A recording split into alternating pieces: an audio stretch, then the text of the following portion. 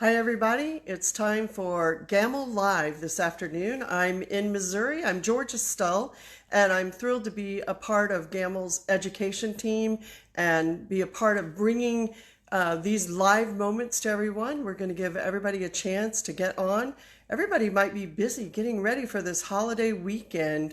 It's a good time for us to remember those who have given the ultimate sacrifice for our country. And if you have served for our country, please let me say a most hearty thank you. We are so appreciative. The world we know is better because of our armed forces, and particularly those who have given the ultimate sacrifice. So anyway, we're just going to sit here and give a little bit. Today I'm going to talk a little bit about business. I teach business classes, and I really have a passion because I want quilters to be successful if they decide to be in business.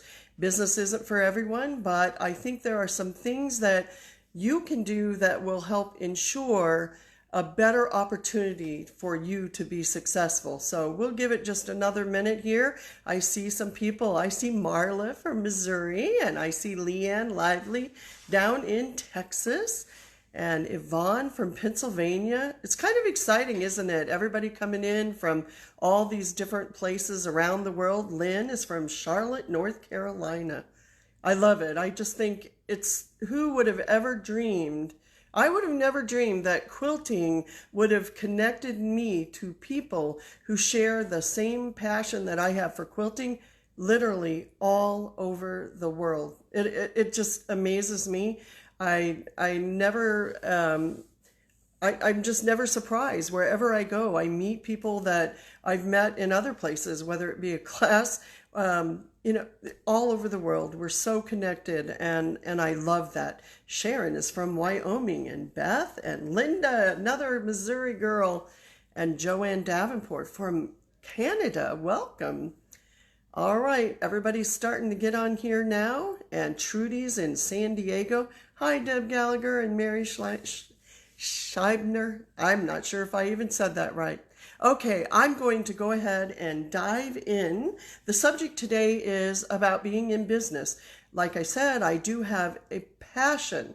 I really want people to be successful if they choose to be in business. And I truly believe it isn't for everyone. I really do. And if it's not for you, don't feel bad. It's okay. So I've put it into 3 categories, and they all are B's. The first one is be prepared. I think it is one of the most important parts to being successful is that you be prepared. And if you're in business, guess what? You have to know the laws. And I can't even tell you what the laws are. They're different all over the world. In your state or my state, they're different everywhere. And you know what? This is the one time that you can never plead ignorance and ask for forgiveness because, honey, the government don't care. You have to know the laws of how to do business where you live. The good news is, in today's world, almost everything you need is online. I did all of the things to set up my business online any time of day or night. It's right there. And matter of fact, Missouri has a wonderful page that just says, you want to start a small business, here's what you need to do. And I think that's very helpful because most of us when I started, I was doing another job, so I had a limited amount of time. Don't be afraid to get help if you need it when you set up your business. I remember one of the first discussions, everybody's like, you need an LLC. You need that. You know what? I'm not even the best person to make that determination. So what I did is reach out and find out, is this the wisest choice for me? And a lawyer helped us decide. For us, a sole proprietorship is what we needed. It might not be what you need.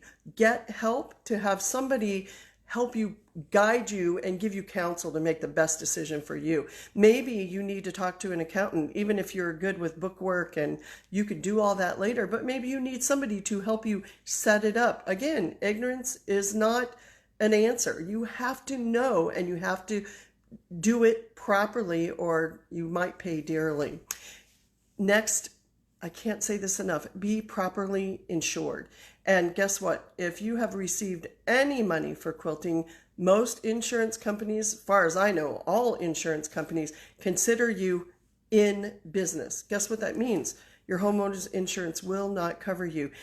Sadly, I saw a story on Facebook, and the poster actually let me share it on my page. And it's because she had bought a new quilting machine, a new embroidery machine, a new serger, she had a beautiful studio they built, bought all of this equipment, everything's great. She called her insurance agent and they said, oh, you'll be fine.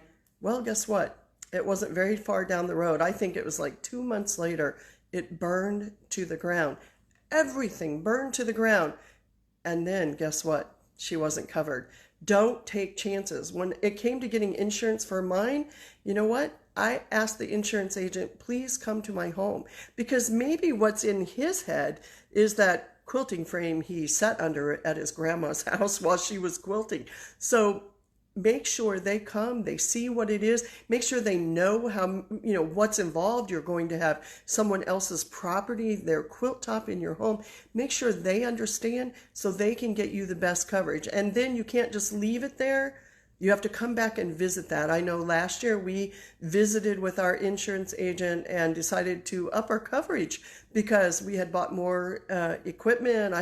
I have my Statler, I have a desktop computer. Well, wait, we have 2 desktop computers. We have 2 laptop computers. It all starts adding up. So we actually upped our coverage. So don't just get it taken care of, keep up with it and keep on track with it. I think everybody in business should have some kind of funds in case of emergencies. Things happen. Maybe you have a used machine, or your machine is older and it doesn't have a warranty anymore. And guess what? Sometimes machines fail and we have to take care of them. Sometimes we need somebody to come and do a service call, and we need to have funds to be able to do that. You should also have a repair kit. Most of you have a dealer that would be happy to give you information and let you know the kinds of parts that you could keep on hand and do emergency repairs. And we know Gamble has lots of videos to help us, as well as our local dealer and Gamble support team can help us with that. Know who your resources are, because you're going to need them someday. Very few of us are a man on an island with no help needed.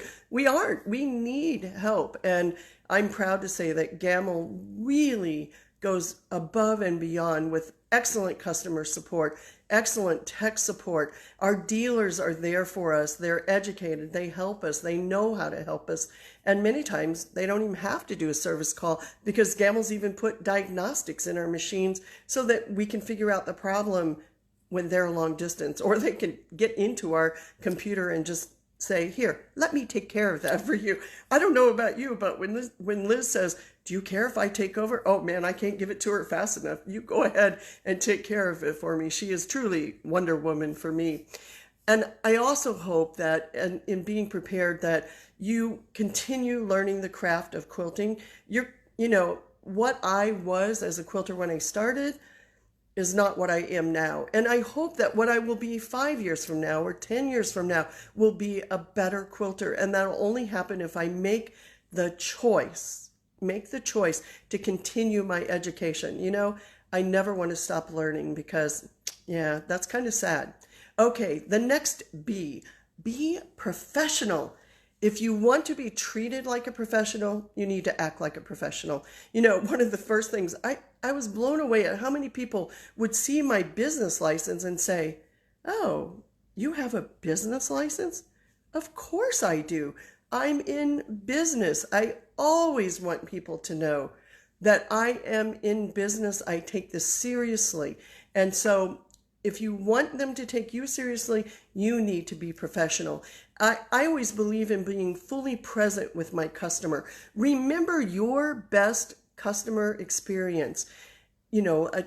Someone who took the time to talk with you, listen to you, ask you questions, and really want to meet your needs. That's my best customer experience. Well, what can I do to provide that best customer experience to my customer. That's what I'm always looking for. You also have to act professional in that you don't talk to others about about your customer, and you don't talk to your customer about your other customers. Okay? Don't do it. It will come back and bite you every time. I'm just saying. But also make sure that you take it a little bit further. I know I have tons of quilters around me, and some are probably less professional than I am, but you know what? It is not my business to tell other people about that. Everyone gets to make their own judgment. Don't put down other quilters. Don't put down anybody else in the quilting profession, because it can come back and cause big problems for you. I also think if you want to be a professional, it's important to have a complete invoice. And granted, if we're doing custom work, it's not going to say every pattern choice before they leave here. But before they okay the quilt, they will have a price estimate. Mostly it is the price. Only occasionally custom quilts is a little variance, but most of the time they do have a price. Everything is written down. I make sure I know their color choices. I make sure I know the patterns that they want. I make sure I know everything that I need to know. Is the backing directional? Where should the seam go? I want to know everything, because I can only make them happy if I know what they want. And sometimes you have to help them, because sometimes they don't know what they want. So you know what? Sometimes I need to be their guide to help them. I always want to be a great resource for my customer. Even if I don't provide the services, I'm not a quilt appraiser, but you can bet I have at least 2 or 3 cards of business cards of people who are quilt appraisers. I know people who make t-shirt quilts. I know people who create quilt tops, because I don't anymore. I know people who make t-shirt quilts, because I don't anymore. Make sure that you are their resource. I want to be knowledgeable about thread and batting so that I can give them best information so they can make the best decision about their quilt. You need to be their resource. That's being a professional, is being able to take care of their needs. I also think it's important that you always, always act with integrity. The golden rule is a part of my business at all times. If I make a mistake, time to fess up and deal with it. It's hard. It's not much fun, but it's what you have to do. Part of integrity to me is meeting a deadline. If I tell you this quilt will be ready in 4 weeks, it's going to be ready in 4 weeks. That's part of integrity. That is one of the biggest complaints I hear from people. I gave my quilter the quilt.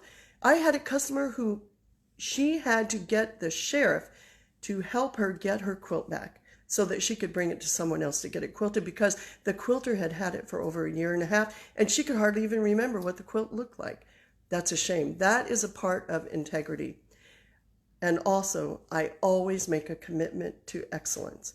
But remember, when you make the commitment to excellence, it's not perfection. It isn't perfection. I strive.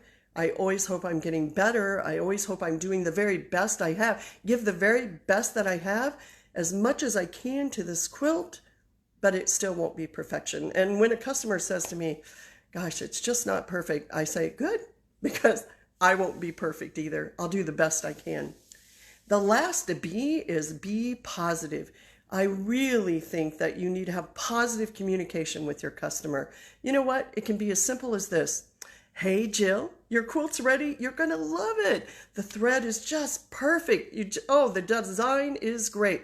You're never going to get a better opportunity to have such positive communication with your quilter. If you call up and say, yeah, your quilt's ready.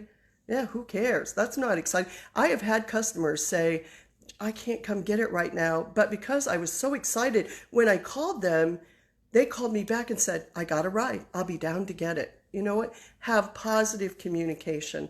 Let them know that you are glad they are your customer. Be encouraging to your customer. You know, I find a lot of customers are unsure and nervous about giving you their quilt. This is something that they created, and they're nervous that you're going to look at it and go, oh, yuck. And we all know that we get some quilts that the skill level isn't the same as others. But you know what?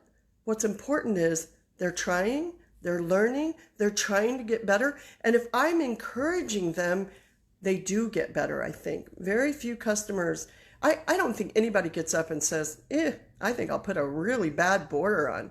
No, I encourage them, and I have a handout that helps them learn how to put a border on. It's not that hard. They just need to know. And one thing I really want you to always remember is they are giving you something that they have invested in. They have invested their time. They have invested their money. This is an investment. It's a piece of them. And treasure that quilt. Make sure you take good care of it and give it the best that you can.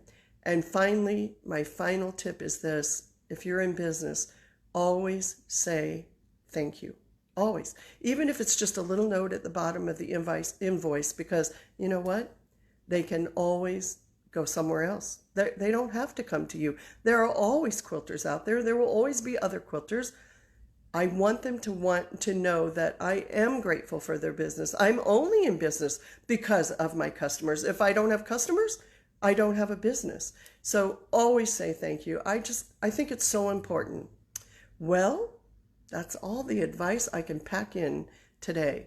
I'm sure that all of you have lots of advice that you could share with me too. And you know what? The best thing is that we're all on this great adventure of quilting together. And I so appreciate the opportunity to spend just a little bit of time with you today in Gamble Live. Thanks, everybody.